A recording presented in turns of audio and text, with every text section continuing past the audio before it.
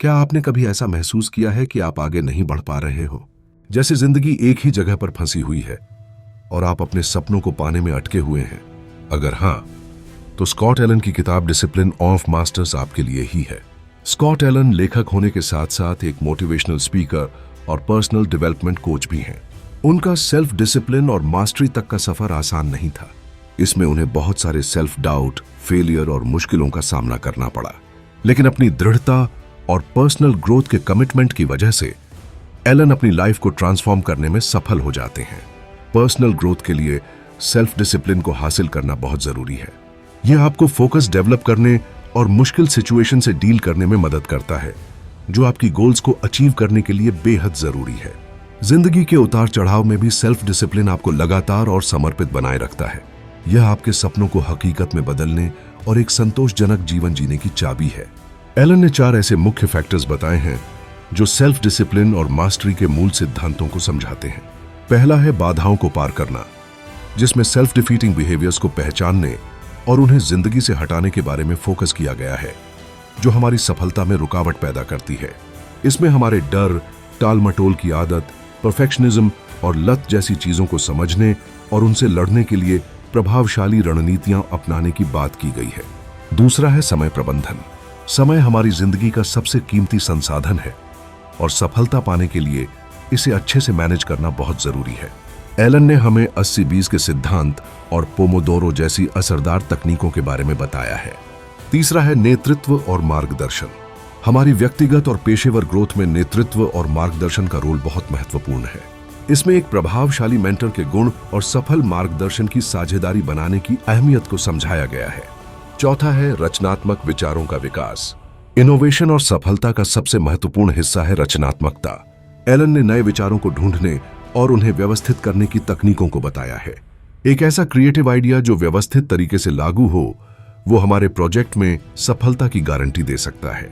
Elon के समृद्ध अनुभव और जीवन के पाठों को आधार बनाकर ही ये किताब लिखी गई है, जिससे ये हर उस इंसान के लिए फायदेमंद साबित होती है जो अपनी लाइफ में सेल्फ डिसिप्लिन पाना चाहता है।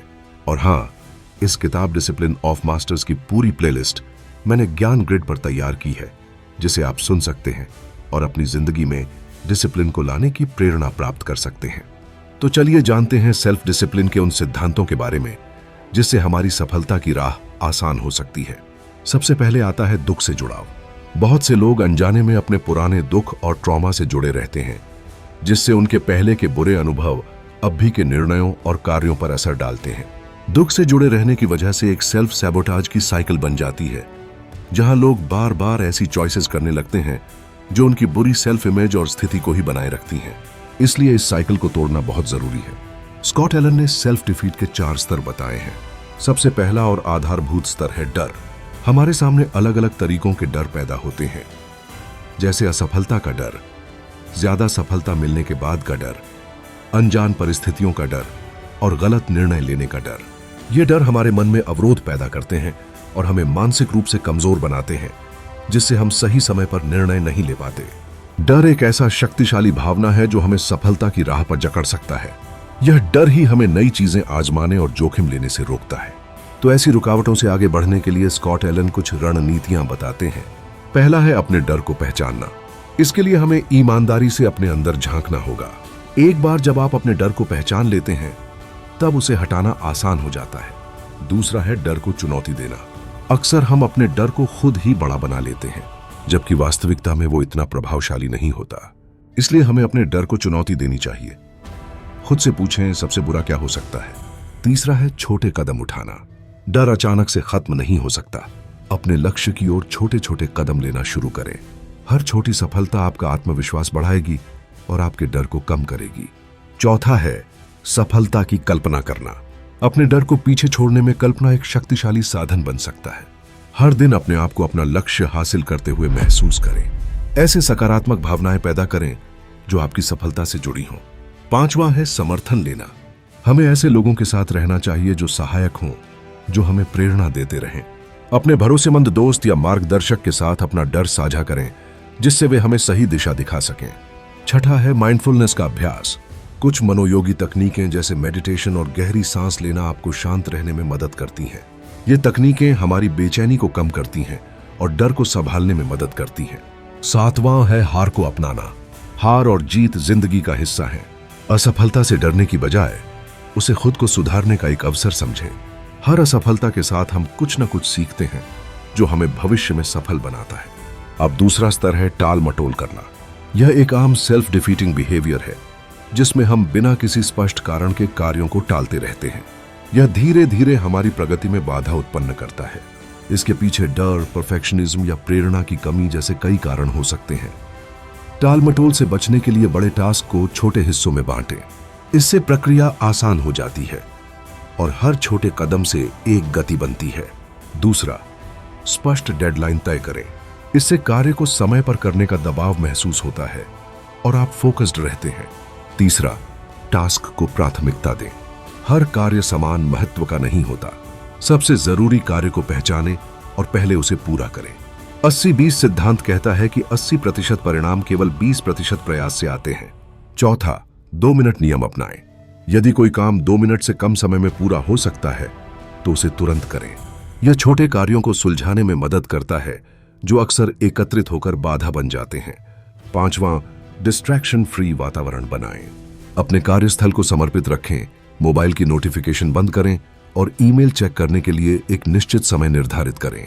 जरूरी काम करते समय दूसरों को भी सूचित करें ताकि कोई ध्यान भटकाने वाली स्थिति न बने। छठा, समडे स्ट्रैटेजी अपनाएं। टालने वाले लोग अक्सर काम को किसी और दिन के लिए छोड़ देते हैं।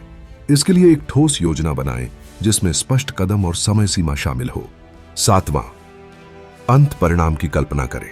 कल्पना एक शक्तिशाली प्रेरक हो सकती है। अपने लक्ष्यों को पूरा करते हुए खुद को महसूस करें। इससे आपका दृष्टिकोण सक्रिय हो जाता है। इन तकनीकों को अपनाकर हम टालमटोल को नियंत्रित कर सकते हैं जिससे हमारी प्रोडक्टिविटी और सफलता दर बढ़ जाती है। लेकिन इसके लिए आत्म जागरूकता और लगातार प्रयास करने की जरूरत होती है।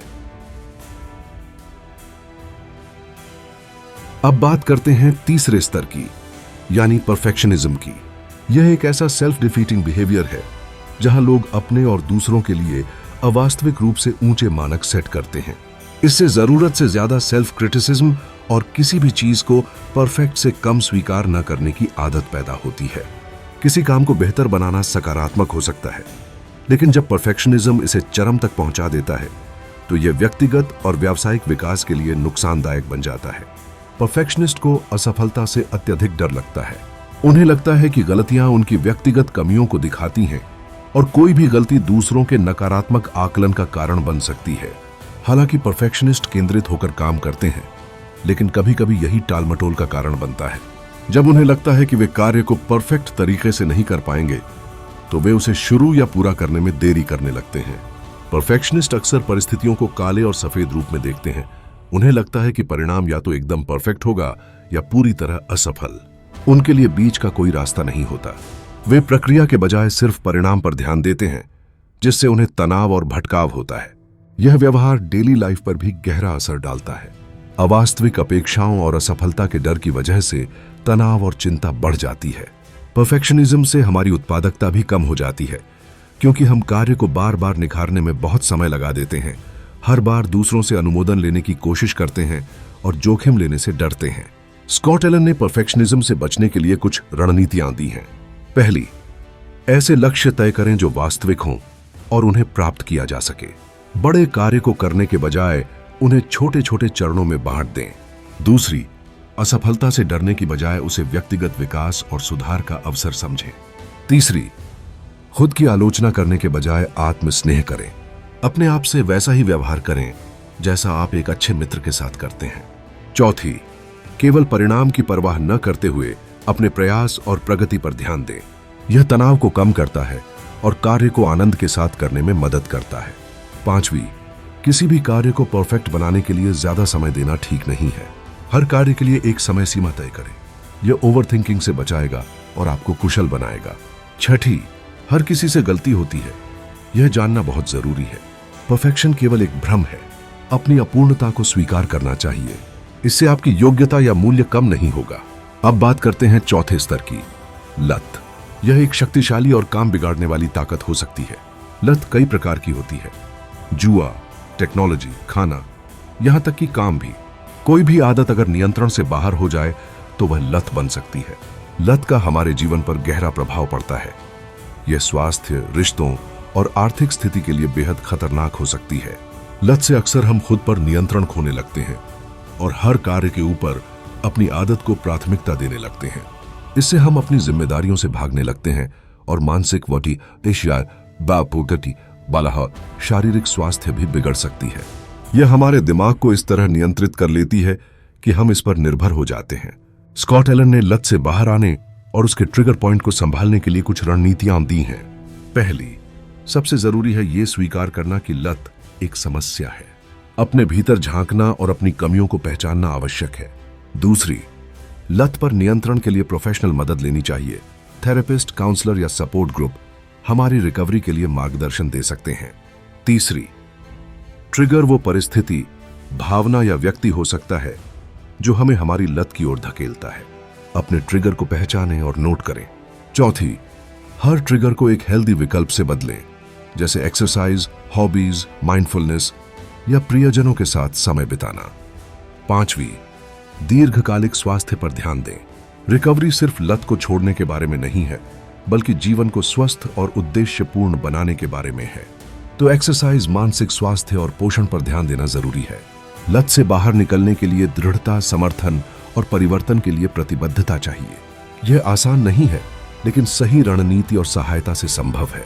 अब बात करते हैं समय प्रबंधन की, जो हमारे सबसे कीमती संसाधनों में से एक है और इसे अच्छे से मैनेज करना सफलता के लिए बेहद जरूरी है।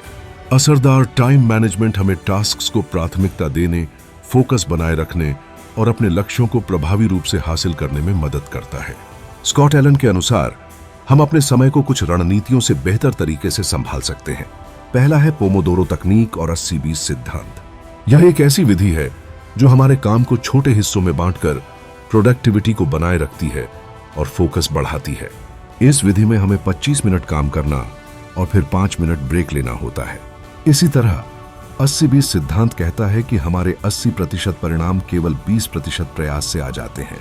उन कार्यों को पहचानिए जो सबसे ज्यादा परिणाम देते हैं और उन्हें प्राथमिकता दीजिए। इससे आपकी उत्पादकता बहुत ज्यादा बढ़ सकती है। दूसरा है अपने कार्यक्षेत्र को व्यवस्थित करना।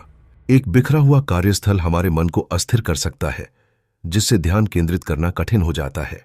इसलिए लगातार अपने कार्यस्थल को संगठित और साफ सुथरा रखें, ताकि उत्पादकता के लिए सकारात्मक माहौल बन सके। हर वह चीज जिसे आप उपयोग नहीं कर रहे हो, उसे हटा दीजिए। कार्य को अच्छे से व्यवस्थित करने से समय बचता है और कार्यभार भी कम हो जाता है। टू डू लिस्ट, कैलेंडर और प्रोजेक्ट मैनेजमेंट एप्स जैसे टूल्स का उपयोग करके आप अपनी डेडलाइन और काम की प्रगति पर नजर रख सकते हैं। एक अच्छा संगठित सिस्टम आपकी जिम्मेदारियों को बेहतर तरीके से निभाने में मदद करता है। समय को सही तरीके से मैनेज करके हम न केवल अपनी उत्पादकता को बढ़ाते हैं, बल्कि अपने लक्ष्यों के और भी करीब पहुंच जाते हैं। लेकिन इसके लिए लगातार और अनुशासित रहना बेहद जरूरी है। अब बात करते हैं रचनात्मकता की, जो इस प्रतिस्पर्धा भरी दुनिया में एक अलग पहचान बनाने का महत्वपूर्ण साधन है। वास्तव में सफलता के लिए रचनात्मकता बेहद जरूरी है। इसी से नए इनोवेशन होते हैं और समस्याओं को सुलझाने के अलग अलग तरीके मिलते हैं। अपनी क्रिएटिव साइड को बढ़ावा देने से नई संभावनाएं खुलती हैं और यूनिक आइडियाज सामने आते हैं। हमारे दिमाग में बहुत कम समय के लिए विचार आते हैं और उनका सही इस्तेमाल करने के लिए उन्हें कैप्चर करने की तकनीक अपनानी चाहिए। इसके लिए स्कॉट एलन ने जर्नलिंग, माइंड मैपिंग या वॉइस रिकॉर्डिंग जैसी एप्स का सुझाव दिया है। इन सभी टूल्स की मदद से हम अपने विचारों को तुरंत कैप्चर कर सकते हैं जब भी वे हमारे दिमाग में उभरें। अपनी रचनात्मकता को बेहतर तरीके से संभालने के लिए विचारों को व्यवस्थित करने की प्रणाली बनाना बेहद जरूरी है। सबसे पहले एक जैसे विचारों की श्रेणी बनाएं। यह आपकी टीम, प्रोजेक्ट टाइप या किसी भी जरूरी विषय पर आधारित हो सकती है।